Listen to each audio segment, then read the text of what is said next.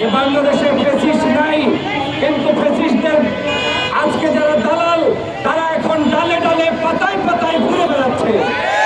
আজকের শায়েখে চরমোনাই মুফতি ফয়জুল করিম কোন দলের প্রতিনিধি নয়।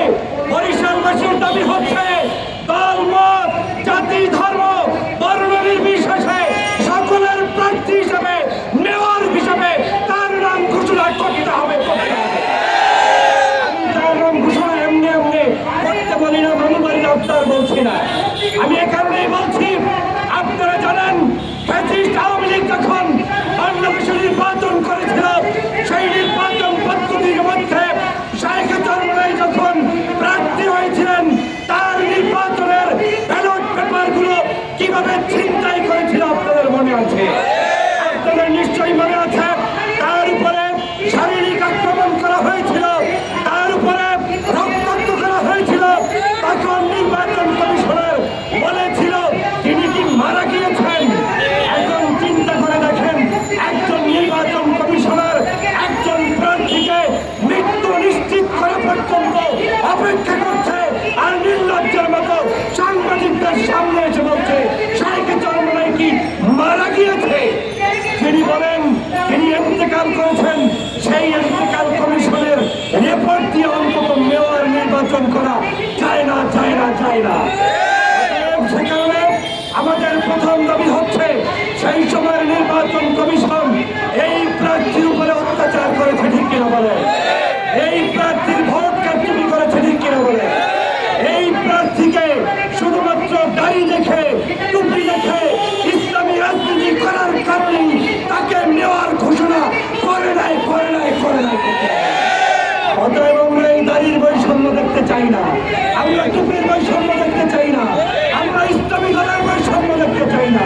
আমরা বাংলাদেশের প্রত্যেকটি নাগরিকের যে অধিকার, সেই অধিকার মেয়র হিসাবে আমরা মুফতি ফয়জুল করিমের ক্ষেত্রেও দেখতে চাই। কারা কারা রাজি আছেন? আপনাদেরকে একটা উদ্যোক্ত আহ্বান জানাতে চাই। দ্বিতীয় কারণ, আমি যে কারণে বলছি তাকে মেয়র বানাতে হবে। আপনাদের নিশ্চয়ই মনে আছে চট্টগ্রামের মেয়র ডাক্তার শাহাদাত সাহেবকে মেয়র ঘোষণা করা হয়েছে কি হয় না? ঢাকাতে আমাদের সাদেক হোসেন সাহেবের সন্তানকে ইশরাককে নতুন করে মেয়র ঘোষণার জন্য ঘোষণা করা হয়েছে কি হয় না? অতএব এই দুইজন ব্যক্তি যদি পূর্ণ পবিত্র হয়ে থাকে, তাহলে আমাদের মুফতি ফয়জুল করিম সাহেব কেন মেয়র হবে না? বাংলাদেশের সরকারের কাছে আমি প্রশ্ন রাখতে চাই। আমাদের এই দেশে জুলাই বিপ্লব যারা অর্জন করেছে, নেতৃত্ব দিয়েছে, তার মধ্যে ব্যানার নিয়ে সমাবেশ করে মিছিল করে প্রকাশ্যে যারা যারা নেতৃত্ব দিয়েছে, তার মধ্যেই চরমোনাই শায়েখে চরমোনাই মুফতি ফয়জুল করিম সাহেব ঠিক হবে। 5 তারিখে বাংলাদেশের স্বাধীনতা এনে দিচ্ছে, আর তোমরা এখন চেয়ারে বসে আরাম করে কফি খাবা, চা খাবা, ওই সকল স্বপ্ন আমরা বাস্তবায়ন হতে দেব না। আসিফ নজরুল সাহেব সাবধান হয়ে যান। মন্ত্রী পরিষদের, উপদেষ্টা পরিষদের ছাত্রদের পক্ষ থেকে নির্বাচিত ব্যক্তিরা সাবধান হয়ে যান। আমি আপনাদেরকে স্পষ্ট করে বলতে চাই, আমরা ডক্টর মোহাম্মদ ইউনূসের প্রতি সহানুভূতিশীল, আমরা তাকে শ্রদ্ধা জানাতে চাই। এর মানে এই নয় ইউনূস সাহেবের পাশে যেই সকল দালালরা ঘুরঘুর করছেন, শায়েখে চরমোনাইয়ের উপরে অপমান করছেন, নির্যাতন করছেন, বৈষম্য করছেন, তাদের ব্যাপারে আমরা চুপ থাকবো না, থাকবো না, থাকবো না। অতএব বরিশালবাসী স্পষ্ট দাবি একটাই, আমাদের অঞ্চলের মেয়র যাকে আওয়ামী লীগ হিসাবে শেখ হাসিনার আত্মীয় হিসাবে যাকে ঘোষণা করা হয়েছে, তিনি এখন আর বাংলাদেশে আছেন কিনা আমার ধারণা নেই। যতটুকু জানি তিনি শেখ হাসিনার সাথে পালিয়েছে। অতএব এই অরক্ষিত বরিশালকে শান্তিপূর্ণ নেতৃত্বের জায়গায় দিতে হলে শায়েখে চরমোনাইকে মেয়র ঘোষণা করলে ওই অঞ্চলের দল মত জাতি ধর্ম নির্বিশেষে নারী পুরুষ হিন্দু মুসলমানরা নিরাপদে থাকতে পারবে। অতএব আমাদের দাবি একটাই, শায়েখে চরমোনাইকে মেয়র ঘোষণা করতে হবে, করতে হবে, করতে হবে। এই মেয়র তার প্রাপ্ত অধিকার, এই মেয়র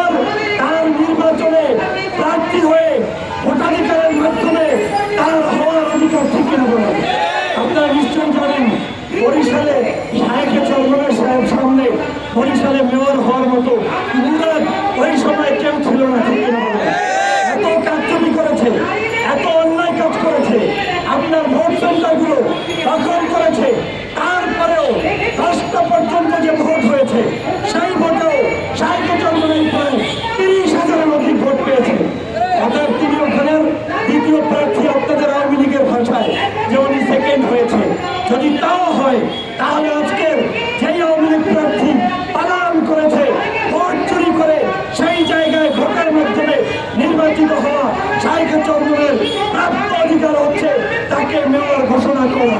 আমি আজকে আমার ব্যক্তিগত জায়গা থেকে এখানে উপস্থিত হয়েছি। আপনারা জানেন আমি নিজে প্রতিবাদ অব্যাহত রেখেছি।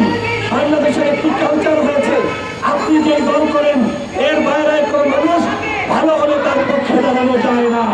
এই কালচার ভেঙে চুরে চুরমার করতে হবে। আমরা সত্তার পক্ষে রাখতে হবে, পক্ষে লড়াই করতে হবে। কারা কারা সেই লড়াইয়ের জন্য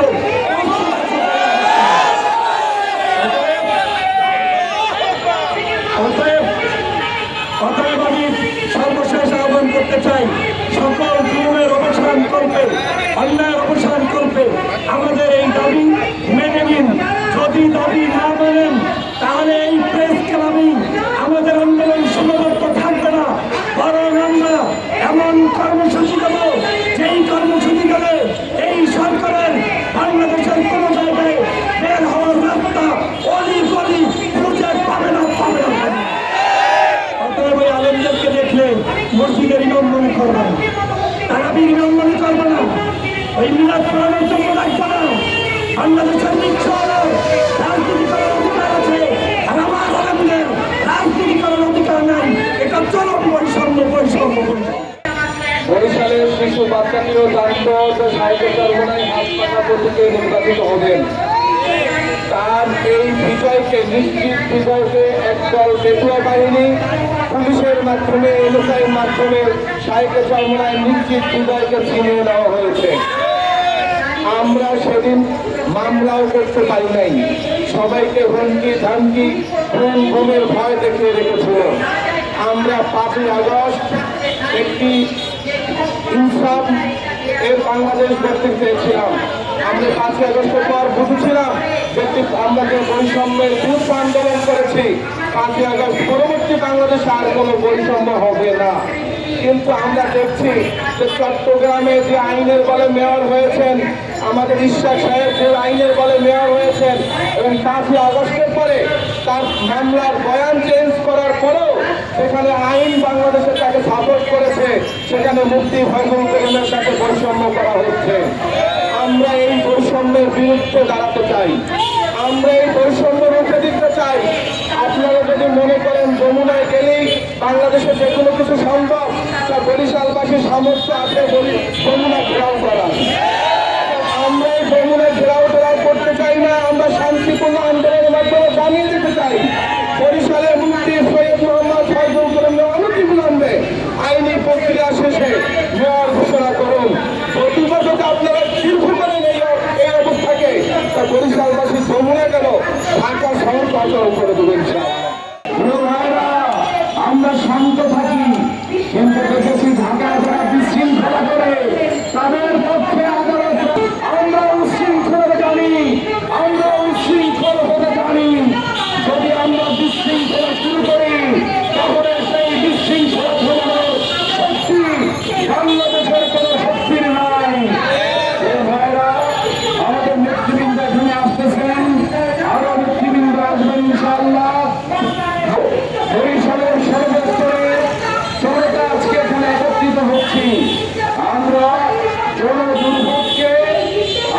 জনদুর্ভোগকে মূল্যায়ন করে আমরা আজকে একটা ছোট আন্দোলন করে আমরা সংশ্লিষ্টদের কানে পানি ঢোকাতে চাই।